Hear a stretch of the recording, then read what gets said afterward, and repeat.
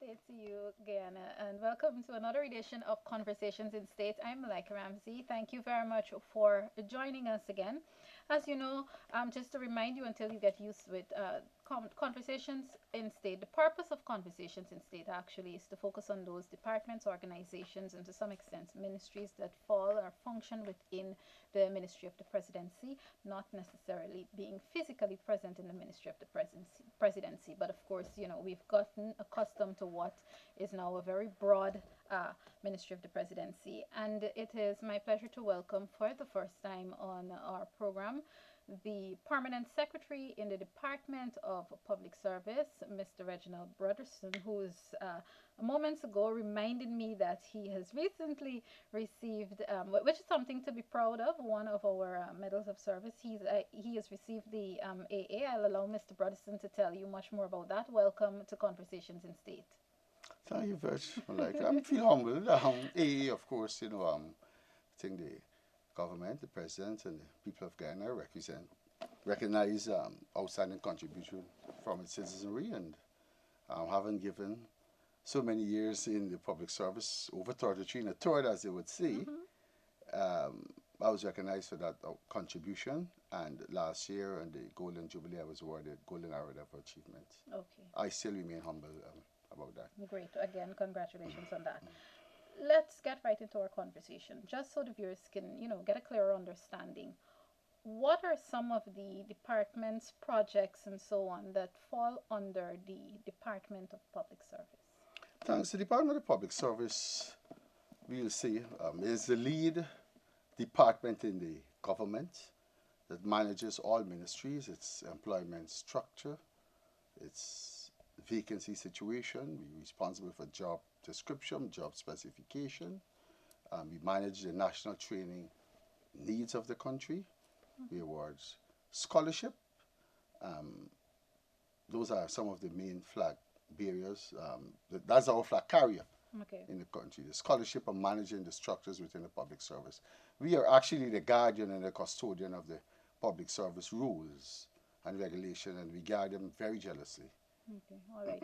And I'm happy that you did say all of that, because I can recall in 2015, one of the first things the Minister of State, the Honorable Joseph Harmon, would have said is that one of the government's priorities is to, in a sense, make the public service better. Fast forward to 2017. How has that progressed?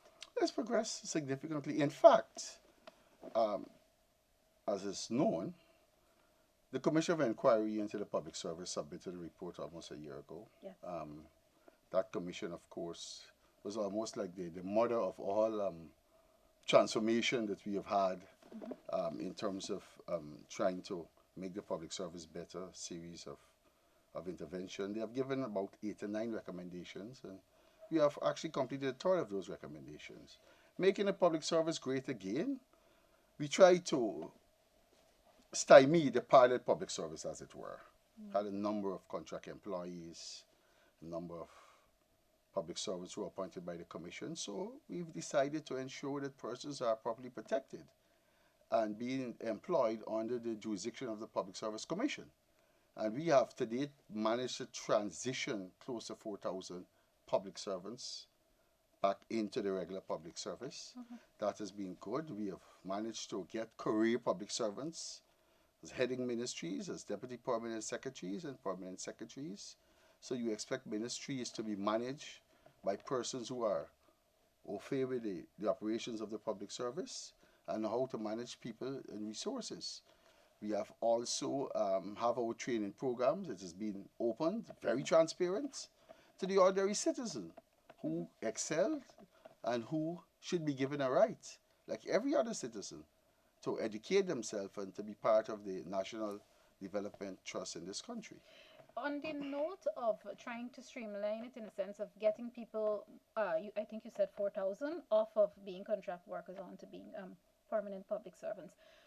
I would believe that you would have had to do consultations and so on, even with some of the staff members themselves. Do you get that they understand that this is for their own protection? Well, thanks. Quite naturally, in the early stages, you would receive resistance from persons. They feel they're going into the unknown. Okay. But having, at various levels, ministries, and I think the ministry's personnel department helped tremendously in getting the message across. Even after a circular was issued, we had follow-up meetings with human resource practitioners or personnel managers and even PSs, advising them or informing them the way to go about the transitioning process. So many persons catch on. They understand that, okay, you may miss gratuity and things like this, but you look at the long term. Long term. You have you have a roof over your head. You are properly constitutionally employed under the jurisdiction of the Public Service Commission, where there's scope for promotion and for self-development and for betterment. Under contractual terms, you are on a real tight rope. The separation clause could easily be invoked. But under the commission, you have so many layers in disciplinary procedures. In promotion, you apply for promotion. What you find on the contract, everybody was on a lateral level. There was no scope for promotion. Every year or 3 years, you renew your contract. And you keep going Same on the condition, same you keep going all the time. So it is more protection for the ordinary public servant. It is better to be a career public servant to just to be an ad hoc public servant, so to speak. And I'm not offending anybody by saying ad hoc in terms of being on contract. On contract, yes. Right? But But the thing is, some people actually choose that. Even though it is you're development. explaining the benefits of being a career public servant, you will still have people who will choose contract. So I Well, don't it's think not a you can question fault- of, well, choice, because the government has decided that this is the way that we are going. You just think about a scenario that you have a career public servant, you have a contract employee who you're doing about the same job, but for some reason this contract employee remuneration package is better than yours. And in many cases, you have to teach the contract employee the work. You know, just think about motivation and development and all of these things. It is a protection mechanism, and as the president vision, you need career public servants. And you need people who see themselves as part of the exciting times that Guyana is on the threshold for development. Okay. And I think persons now realizing, in fact, we had a situation with the Ministry of Health. We had consultations with them, many of the doctors who received scholarship. They were on 5 years contracts. They were given opportunities to serve out your 5-year contract, or at any time you feel that you want to sever the contractual arrangement and be placed on a permanent pension of the establishment, that door was open, and it is always open. And we had many persons after the fact coming asking to be transitioned to the permanent pension of the establishment. Okay. Right? But it's the government policy, and we're happy at the Department of Public Service that public servants understand and they're now comfortable with it. that situation. And that is very important. Let's talk about the younger ones now. And this brings into focus the training college. How has that worked? Because I can tell you, I've seen, because I know there's a special uniform for the training college students, if I may call them that. And they're around and they've been placed in various areas to work. How has that progressed since coming on stream? Thanks, Malika. You know, as a president, when he put forward a vision of career public service or public servants, having an unbribable public service, you have to be trained to be a public servant. In his own words, you cannot go into a plane and say I'm a pilot, or just put on a uniform and say I'm a policeman. You got to be trained. So his vision is that you got to be trained to be a public servant. What we are looking at is a new public service culture. We have 58 young persons, cadets, who have been through the classroom training, who have been on-site training, visiting various parts of Guyana. See, there's a development trust, going to the mining sites, going to the waterfront, going to commercial areas, and then they are now placed on assignment in ministries. In that, and the feedback so far, it has been tremendous. Because we're looking at, you think about next 5 years, we train 600 young public servants, put them into the public service. Young persons who are bright, who understands the vision of this country and the trajectory where it is heading. It is to cut out the bad habits. It's to be more efficient and effective. And through attrition and over time, we'll have a career driven public service. Well, we restoring the brilliance, as it were, because prior to my time, you know about how the public service was fashioned. Your parents might have said that to you. So we are looking to bring that public service into more service delivery, more service driven, efficiency and effectiveness. When you leave an office, you must leave satisfied that, look, as a taxpayer, I was well treated and I was respected. Okay. And we expect over the next 5 years, in the first instance, that we'll have in ministries and in agencies young, career, smart, bright public servants who are willing to help transform this public service. Okay. I am not sure if you're currently in a position to maybe talk a bit about the requirements, but for young persons who may be watching from home now and wondering, okay, I may want to become a part of, because again, there will be training available for me to become an effective public servant. How can they become a part of the training college? It's simple. I think every year their advertisements are out. Um, the training college accepted persons between the ages of 17 and 21. They must have 6 subjects, maths and English included. They go through a screening process because you're looking at the cream, right? We are hoping that come 2018, we'll have 2 batches. Oh, We have started with 1 batch. In fact, the college was not fully completed. It is known as the Bartram Collins College. We had to give it a name. Bartram Collins had been one of the premier persons in public service reform some 50 years ago. And that campus is now at Ogle. So the second batch will now be started at Ogle from Monday. The first batch we use our training division at Virginian Road to kickstart the process. We just couldn't wait. okay. These were young persons who had been interviewed for months and were willing and rearing to go to be part of this public service. So you have, through the screening process, we select 60. In 2018, it would be 120. But those persons who perhaps may not be selected should not feel despair.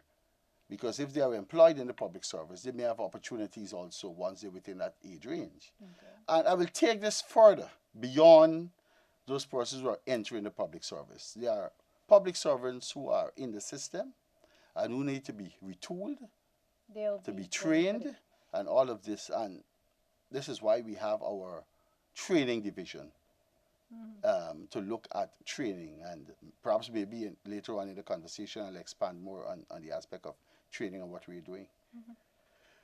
So the college of itself would not necessarily be interrupted for training of persons who are already in the public servants. Not It necessarily. is the bigger vision Okay. to have that the training, the Bartram Collins public service training college to take on a wider scope, but to take small steps into giant steps. In fact, only during this week we had a team from the Chinese embassy, the People's Republic of China, who here will be giving us a grant to build a proper college, as it were, lecture hall and facilities at the Yeah. Ogle Center. We've been having discussion with them, meeting the appropriate stakeholders at sister agencies, and by 2019, construction should be able to start after we have the clearance from His Excellency in terms of the design and some other antecedents. That will be kick-started. And when you have that college now, that college will be wider in scope. You'll have area for hospitality, for defense, for foreign affairs, and for the wider public service. So it's the president is very visionary in his thinking.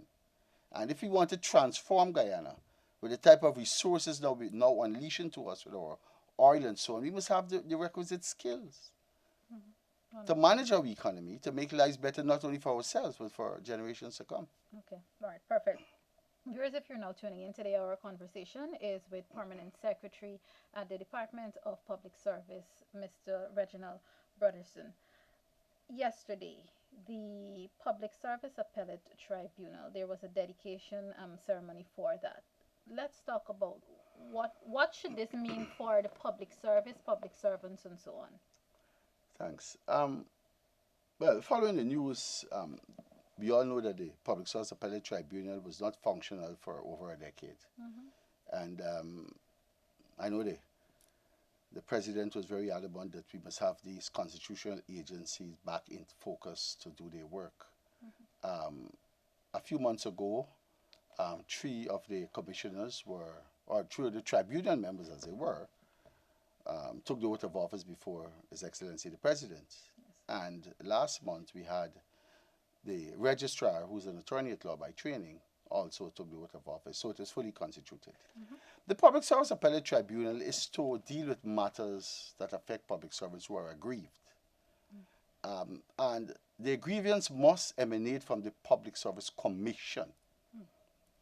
Any matter going before the Public Service Appellate Tribunal must come according to law, regulation, and statutes through the Public Service Commission. It may have issue of discipline, issues of promotion. Those might be the main matters that must be referred to the tribunal. This is a final jurisdiction, so to speak. Yes. So that is fully constituted. The Department of Public Service had in fact informed officially all the ministries, including the Ghana Public Service Union, who had been clamoring for years to have that body reconstituted. So we have informed them, and it was a good thing yesterday that the tribunal of themselves, led by the registrar, decided to have this dedication ceremony to make the public aware that yes, they are up and running, they are a constitutional agency. So this permanent secretary cannot direct the show, or no minister or anybody could direct the show of that constitutional agency. Yes. Okay, all right. I'm happy that you mentioned the Ghana Public Service Union, but we're going to come to that in a minute. I would like to talk about, because again, I know that you're doing a lot as it relates to scholarship, and this comes again, comes in more or less in connection with the government's vision to have younger persons and so on, an educated nation, a fully educated nation. Let's talk about the scholarships division and how that has been functioning in recent times. Fully educated nation. I remember the words of Minister Ham when he wanted, Ghana needs a bright nation. Bright nation. Bright yes. young people. Scholarships. That probably might be one of our flag bearing in the ministry. The scholarship division, well, we have a full division staff, and we are continuing to have the kind of skilled personnel in the scholarship division. Scholarship take on several areas. We have local scholarship and we have international scholarship. At the certificate level, the diploma, the bachelor's, the master's, and the postgraduate, and the doctoral level, right? On the local front, we advertise in the national newspapers, offering scholarships in various disciplines at the University of Guyana and at the Guyana School of Agriculture. Applicants are free to apply. They should be under the age of 35, and the requirements are there. If you are a continuing student, also you can apply. Your grade point average must be at least 2.8 in whatever field that you are pursuing. In terms of international scholarship, we have bilateral agreements that was signed by the Ministry of Foreign Affairs with countries, especially the Asian countries, offering various programs, also at the master's levels, the postgraduate level, of course, and the doctoral level. Yes. We have a national scholarship panel. Persons are free to apply because we publicize and we advertise all of these processes. They apply, they're placed before a panel, the panel make the selection, the permanent secretary would review the selection based on the set criteria, the submission will be made to the Honorable Minister, who, in his judgment with his cabinet subcommittee, would make the final decision, and the scholarship is awarded.